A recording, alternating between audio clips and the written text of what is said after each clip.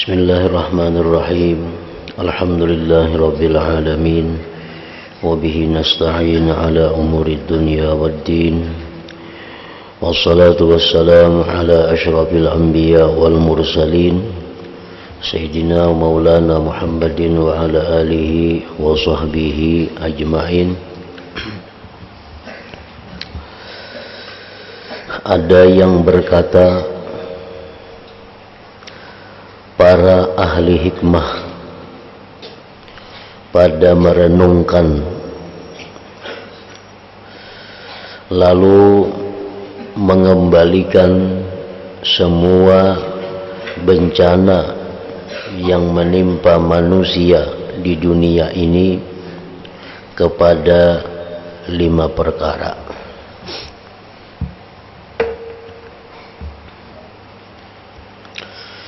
Maksudnya adalah bahwa banyak bencana, banyak kesusahan di alam dunia ini. Namun dari sekian banyak kesusahan itu ada 5 perkara yang paling susah. Ada 5 macam yang paling menyedihkan di antara sekian banyak bencana-bencana di dunia ini. Yang pertama, sakit di negeri orang. Nah, ini merupakan satu kesusahan yang besar, satu bencana yang sangat berat kalau kita garing di kampung orang. Kadada keluarga, kadada orang tua, kadada kawan.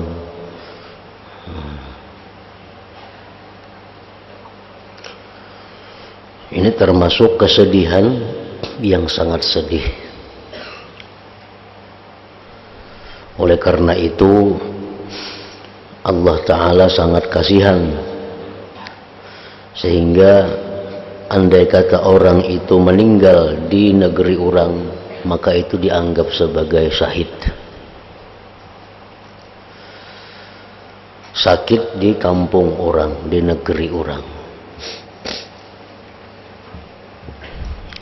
Namun garing di kampung seorang, ada keluarga, ada kawan, banyak nyaman memberi pertolongan, banyak yang membantu, banyak yang mengobati.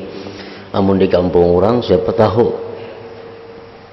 Nah, itu bencana yang pertama.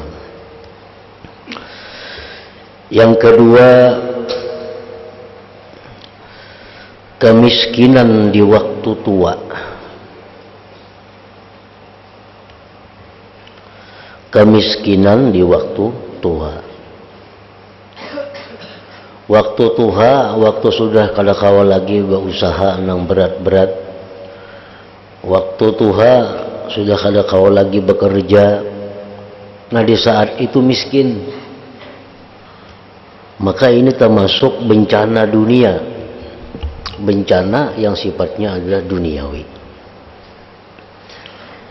Nang bagus itu sain tuha, sain nyaman. Sain tuha, sain banyak duit, makin tuha makin banyak duit, sehingga kalau begawi pun duit ada. Nang sakit ini lagi muda, sugih. Kayaknya sudah tua, kada berduit lagi. Maka waktu tua itu membutuhkan banyak keperluan. Hendak berobat, hendak macam-macam. Nah, kemiskinan di waktu tua.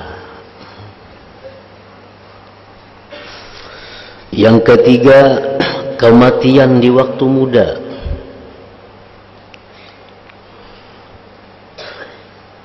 Orangnya anum, mati. Nah, ini bencana.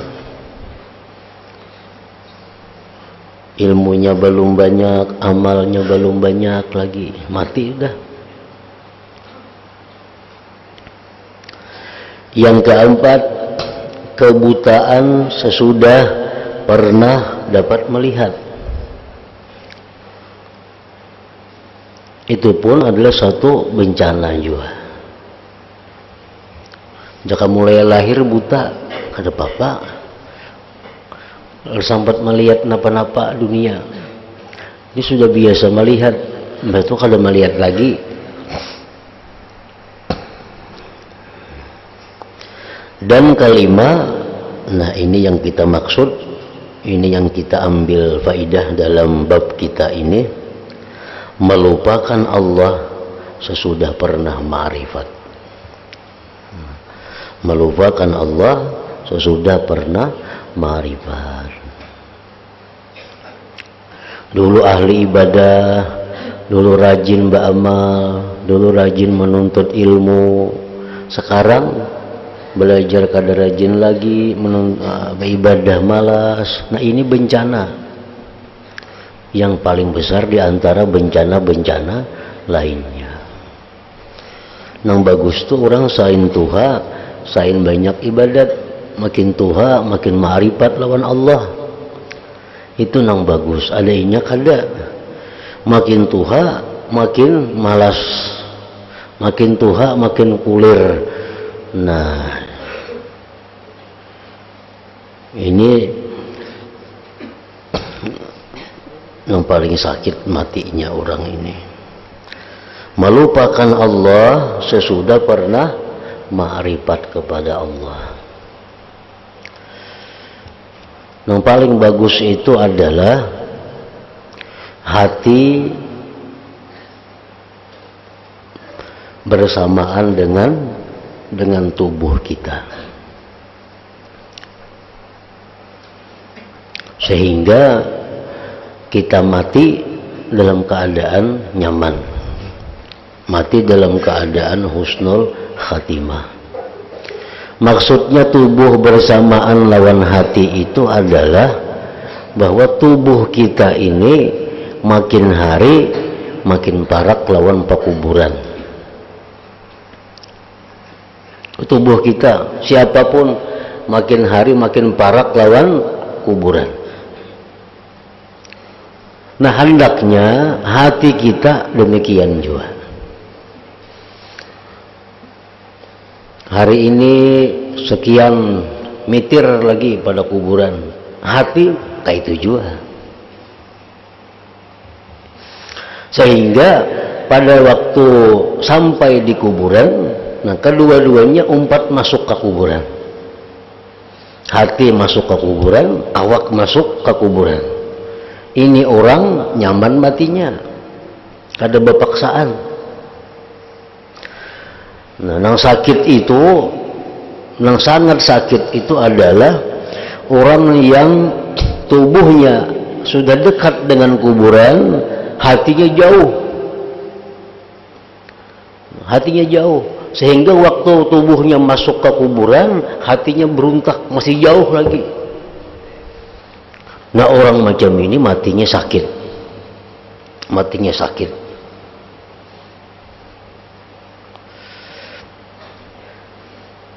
Orang yang hendak bersuntik dengan hati yang bersedia,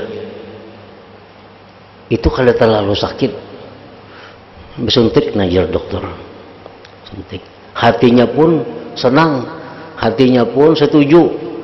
Begitu dicucuk dokter lawan jarum, hatinya umpat juga.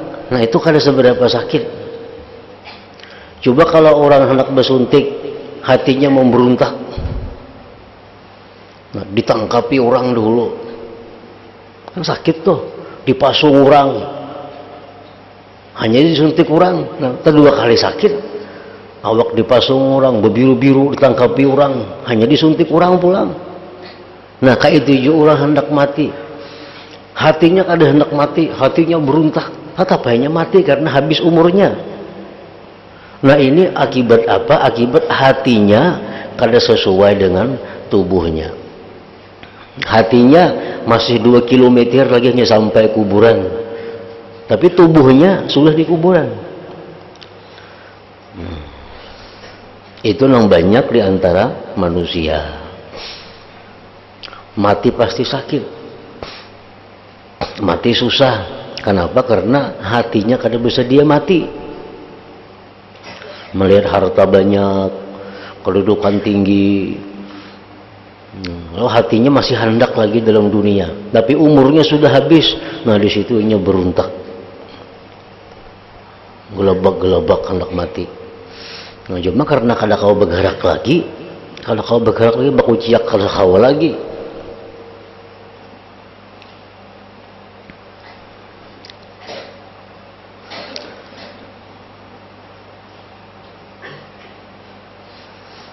Itu ujar Nabi, man ahabba lika Allah ahabballah lika'ahu wa man kariha lika Allah karihallah lika'ahu.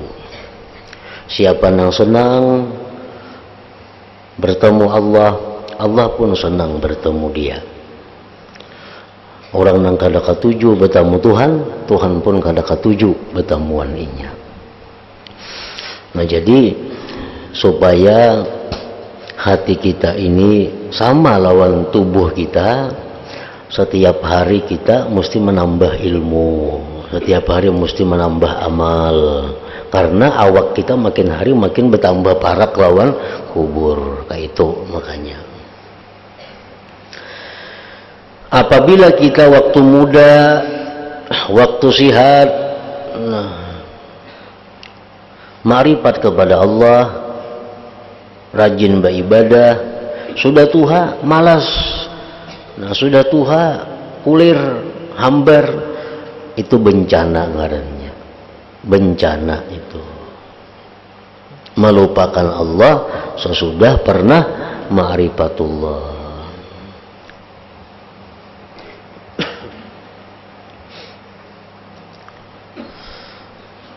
Ada yang lebih bagus lagi daripada perkataan ahli hikmah ini, yaitu ucapan seorang penyair, likulli syai'in idza faraqtahu 'iwadun wa laysa lillah in faraqta min 'iwadin. Artinya, segala sesuatu itu apabila engkau tinggalkan ada gantinya. Ada gantinya. Tetapi kalau engkau meninggalkan Allah, maka tidak ada gantinya. Mun kita hari ini kada lulus, masih ada harapan esok lulus. Tahun ini mendaftar jadi pegawai negeri kada lulus, tahun kaina kawa mendaftar lagi, ada gantinya. Tapi bila mana hari ini kita keluputan ibadah, nah itu kada ada gantinya. Kada ada gantinya. Isuk kena kawa diganti, kada kawa diganti. Isuk ibadah yang lain pulang. Isuk ibadah yang lain pulang. Karena setiap hari itu ada ibadah baru. Nah, setiap hari ada tugas baru. Setiap kali kita keluputan dunia, ada harapan dapat gantinya. Bahkan bisa lebih besar gantiannya. Tapi kalau sudah keluputan ibadah, nah itu sudah rugi total. Kada ada gantiannya lagi. Karena umur tuh mau kada mau, mesti berkurang. Umur mau kada mau, pasti berkurang. Jadi umur nang hari ini untuk amalan nang hari ini juga. Bila kita mengkabah amalan nang hari semalam, itu sudah nang hari ini terkurangi artinya. Nah, bila engkau meninggalkan Allah, maka tidak ada gantinya.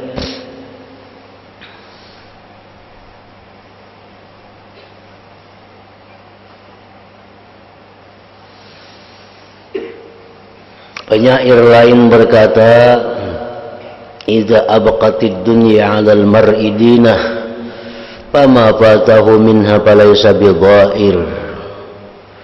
Artinya apabila dunia masih menetapkan agama seseorang, maka apapun yang hilang dari dunia itu tidak merugikannya. Kalau kita karena mempertahankan tugas,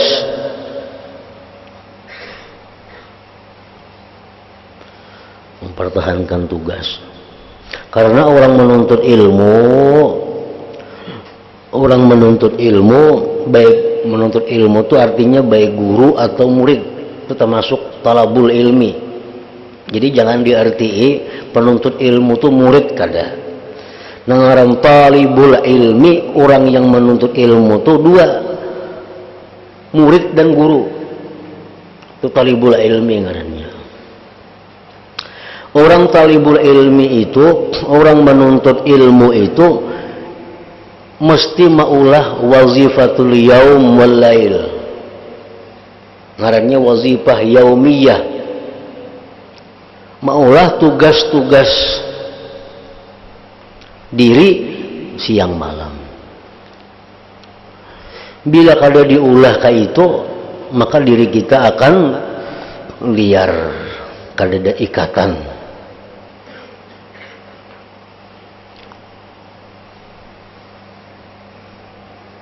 Tahulah ikam wazifatul yaum walailah itu tugas ikam hari-hari apa? Nah bila ikam kada maulah itu, ikam banyak terbuang waktu. Ikam tulis di kertas tugas-tugas harianku jam 6 sampai jam 7 ini yang digawi, jam 7 sampai jam 8 bebersih mandi-mandi ini yang digawi, jam 8 sampai setengah 10 belajar, setengah 10 sampai jam 10 minum istirahat, jam 10 sampai setengah 12 belajar, setengah 12 sampai jam zuhur istirahat. Nah habis zuhur makan minum guring umpamanya. Habis asar ini tugas sampai jam 5 setengah 6, setengah 6 sampai jam 6 mandi bebersih ini. Habis maghrib sampai isya tugas membaca surah ini umpamanya. Habis isya jam 8 sampai jam sekian ini tugas. Setengah 11 sampai jam ini guring. Itu mesti diulah. Bila kada mau ulah itu, kada mau jadi orang menuntut ilmu. Kada mau jadi. Kenapa? Ini kada ada aturan dirinya. Kada ada aturan dirinya.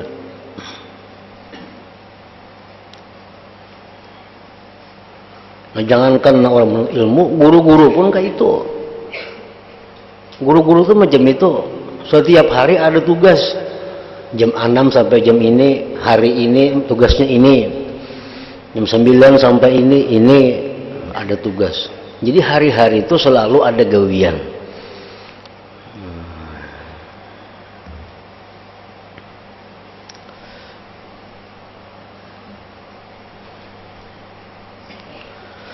Idza abqatid dunya 'alal mar'i dinah fama fatahu minha falaysa bidhair.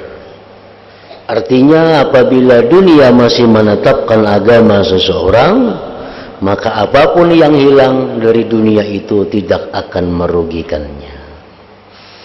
Imam Ghazali dalam Ihya ada di situ bab tertibul aurat. Ihya Ulumuddin. Di situ ada spesial tertibul aurat. Tertib aurat, tertib wirid. Tertib wirid. Amun kita guring misal dari jam 8 sampai jam 10 tiap hari wirid juga ngarannya. Orang misalnya jam 8 sampai jam 9 makan minum hari-hari sudah gawian wirid juga. Jadi tertibul aurat susunan wirid. Wirid aku jam 6 sampai jam 7 ini. Nah, apakah wiridnya asal kebaikan, asal yang dibolehkan, cuma yang penting waktu kita teratur dengan bagus.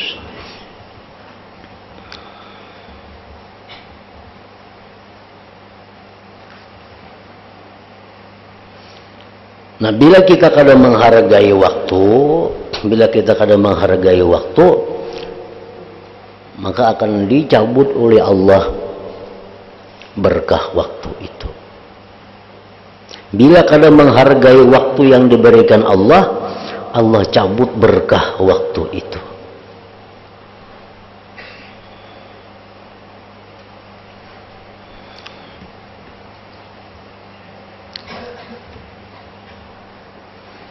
Begitu pula dalam semua nikmat yang diberikan Allah kepada engkau, semua bantuan yang telah diberikan kepada engkau dalam meniti akabah-akabah. Arti akabah-akabah itu jalan-jalan yang sulit yang telah disebutkan di muka, adalah untuk menetapkan pemberiannya kepada engkau dan menambah lebih dari apa yang menjadi kehendak engkau.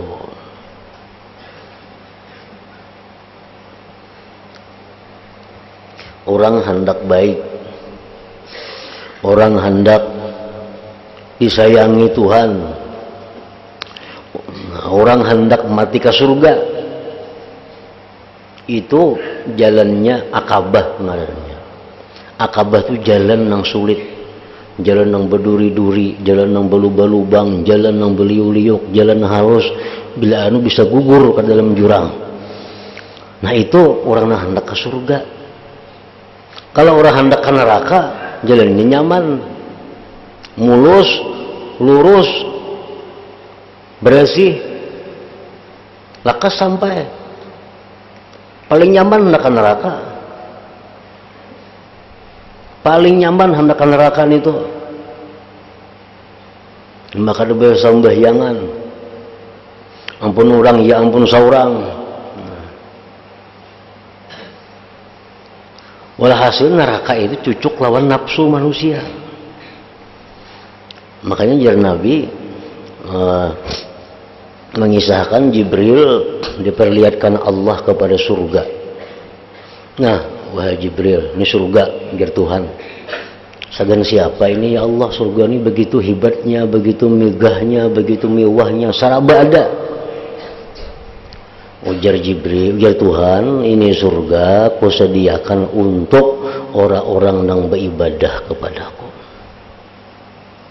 Wah, kalau kayak itu Jibril, semua orang pasti beribadah. Karena surga balasannya ini luar biasa. Orang hanya sembahyang 2 rakaat diberi sekian, orang hanya puasa sehari diberi sekian, orang yang hanya bersedekah ini diberi ini, pasti orang hakun semuaan. Kemudian surga tadi didindingi oleh Allah dengan makarih, huffatil jannah bil makarih.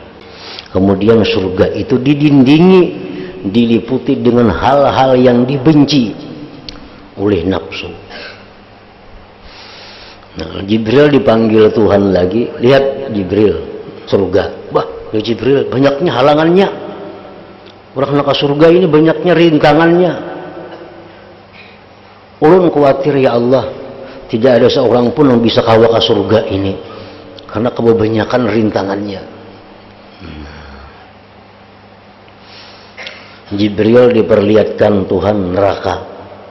Begitu ngeri neraka. Neraka itu bukan hanya api, tapi kumpulan macam-macam binatang buas di neraka. Anjing neraka ada, kala neraka ada, ular neraka ada. Aja Jibril, luar biasa ini. Sagan siapa wahai Tuhan? Wahai Tuhan, ini neraka ku ulah sagan orang-orang nang maksiat lawan aku. Kalau ka ini Jibril, orang kadawalinya maksiat lawan pian, wahai Tuhan. Kenapa? Luar biasa siksanya. Kemudian neraka tadi dikelilingi dengan hal-hal yang disenangi. Neraka dikelilingi dengan hal-hal yang disenangi oleh nafsu. Di sekeliling neraka ada perzinahan, di sekeliling neraka ada perjudian, di sekeliling neraka ada pengangguran, sekeliling neraka ada macam-macam yang nyaman-nyaman. Nah, dipanggil Tuhan lagi Jibril, sekarang neraka ini ku kelilingi dengan ini.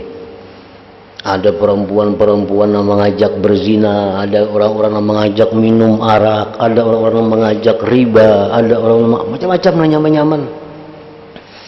Begitu Jibril melihat neraka dikelilingi dengan itu, ya Tuhan, hamba khawatir semua hamba-Mu masuk ke dalam neraka ini.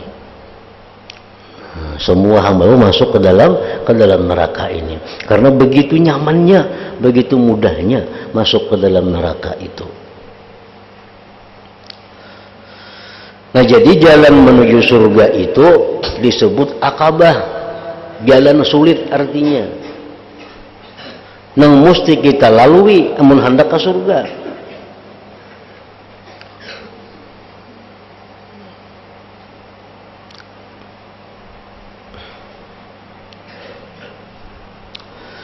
Bila engkau melakukan hal itu berarti engkau telah meninggalkan, melewati artinya Aqabah yang gawat ini di belakang engkau, dan engkau sudah mendapatkan dua perbendaharaan harta yang mulia, nikmat yang mulia, yaitu istiqamah dan selalu memperoleh tambahan. Orang hendak ke surga, jalan pertama yang dilaluinya apa? Menuntut ilmu. Menuntut ilmu. Ini jalan pertama, Aqabah pertama. Sudah dikisahkan sini dalam kitab nang jilid 1 dahulu itu ada. Orang hendak ke surga, jalan pertama nang dilaluinya mesti menuntut ilmu. Menghafal ini, menghafal sifat 20, menghafal surah ini, menghafal ayat ini, mengaji hukum, mengaji tauhid, mengaji fikih, mengaji tasawuf. Nah, kalau sudahnya menuntut ilmu, lalu sadar, oh selama ini aku banyak salah. Lagi belum berilmu kada tahu, pada diri banyak dosa, pada diri banyak salah, kada tahu, belum berilmu. Inya lalui jalan pertama ilmu, oh tahu. Ternyata usahaku banyak salah, kawan-kawanku banyak kawan yang dimurkai Allah, pakaian-pakaianku selama ini pakaian yang dilarang Allah, hatiku penuh dengan kesombongan, kedengkian, macam-macam. Nah, karena berilmu lalu tahu itu. Karena berilmu kada tahu, dikira asa bujur aja usaha seorang nih, dikira asa bujur yang dipakai seorang, dikira asa baik aja hati seorang. Sekali berilmu hanya tahu pada banyak luputnya. Nah, sudah dilalui jalan sulit pertama menuju surga. Sudah tahu banyak salah, jalan sulit nang kedua apa dilalui? Tobat. Itu kalau nah, tobat itu jalan sulit nang kedua. Ini sudah berilmu tadi, tahu nang luput-luput, lalu tobat. Oh, berarti usaha kau ini banyak salah, usahaku banyak luput, baakat berjual beli kada, duitnya duit nang kada halal. Tahu sudah. Nah, tobat ini berat. Harta orang dibulikakan, menzalim orang minta halal. Nah, jalan sulit nang kedua yang dilalui oleh orang nang hendak ke surga, tobat. Oh, pakaian ini kada boleh sekalinya, oh bakar, dipatak, yang diberiakan orang buang kita berdosa. Ini pakaiannya, oh sekalinya kada boleh pakaian ini sekalinya, kelihatan aurat. Kena aku beriakan orang pulang kena maka gara-gara seorang beri bakar pakaiannya supaya jangan dipakai oleh siapapun lagi. Nah, nyaman kada membakar duit kalau itu pakaian, maka nuker 2 juta dulu baju ini nih. Wah, larang baju nang itu pun kredit nukarnya hanya punah. Sudah berilmu tahu pada ini kada boleh bakar. Nah, jalan sulit kalau tuh hendak ke surga. Nah, Dulu pernah memfitnah orang, datangi yang difitnah tuh, minta halal, minta ridha, ngalih kada ngalih. Itu mesti dilalui, amun hendak ke surga, hendak berdiam di situ, bagaimana? Kalau hendak taruh supaya parak lawan surga, dilalui jalan yang kedua ini tobat. Nah, itu contohnya jalan-jalan akabah tadi.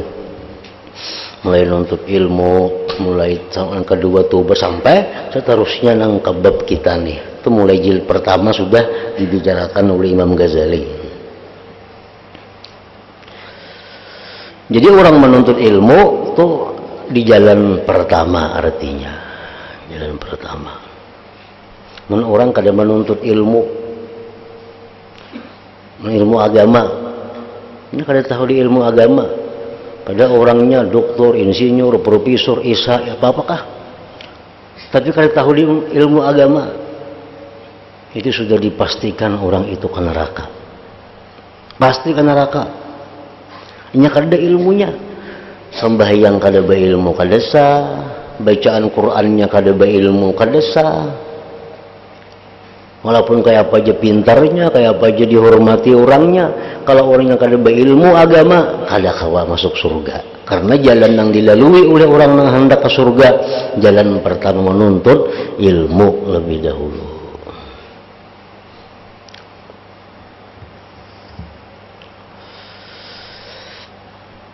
Lalu nikmat-nikmat yang diberikan kepada engkau jadi kekal. Engkau tidak khawatir akan hilangnya nikmat itu, dan Allah menambah nikmat yang belum ada, yang engkau tidak bisa mengajukan permohonan, pendeknya engkau tidak khawatir kehilangan. Ilmu kita lalui akabah ilmu. Nah, ilmu ini kalau kita bisa menghargai ilmu yang diberi Allah, kita nih dapat ilmu sakilan, kita syukuri, kita hargai, maka nang sakilan ini akan tetap ada pada diri kita sampai mati. Bahkan ditambah Allah, nang sakilan jadi sedapa ilmunya. Mensyukuri ilmu itu kayak apa? Mengamalkannya. Bila orang mengamalkan ilmunya, berarti mensyukuri ilmunya. Nah, bila mensyukuri ilmu, ditambah Tuhan ilmu, nang ada ditetapkan dalam dirinya.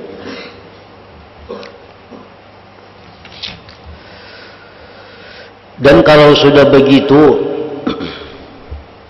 akabah-akabah nih sudah dilaluinya, nuntut ilmu sudah biris, tobatnya sudah biris, semuaan sudah biris, sudah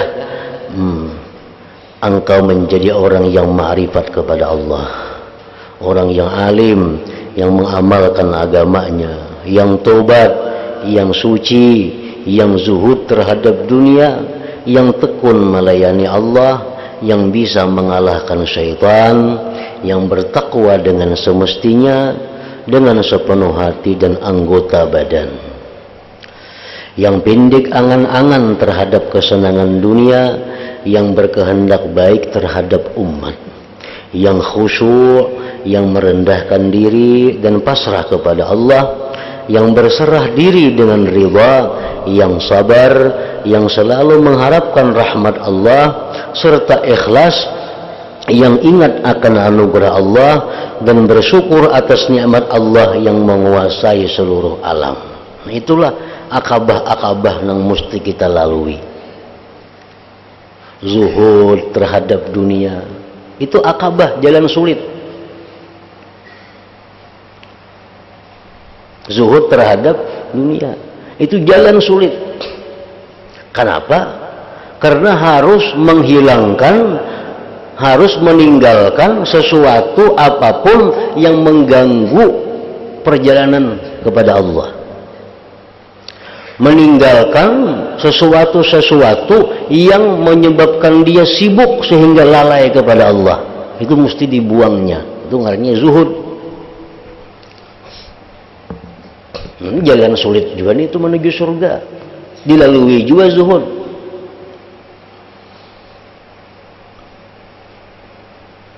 Ini hati kadang mau sembahyang khusyuk.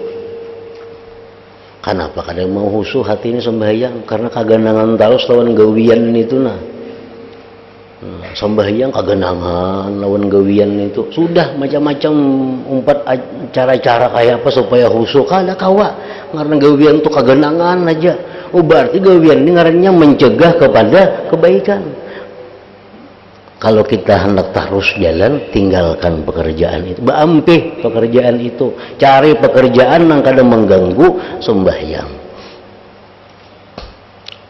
Kayak sahabat Nabi, satu hari sembahyang di kebun kurma. Ratan sembahyang, kita lihat, bagusnya pohon kurma, bagusnya buah kurma. Ratan sembahyang nih, melihat buah kurma, bagusnya buah kurma. Akhirnya kan ingat lagi berapa rakaat sembahyangku nih. Berarti ngarannya pohon kurma itu mengganggu hatinya. Berapa rakaat? 3 ke 4 kalau sudah zuhur asar nih sembahyang. Karena hati melihat tadi kurma tadi.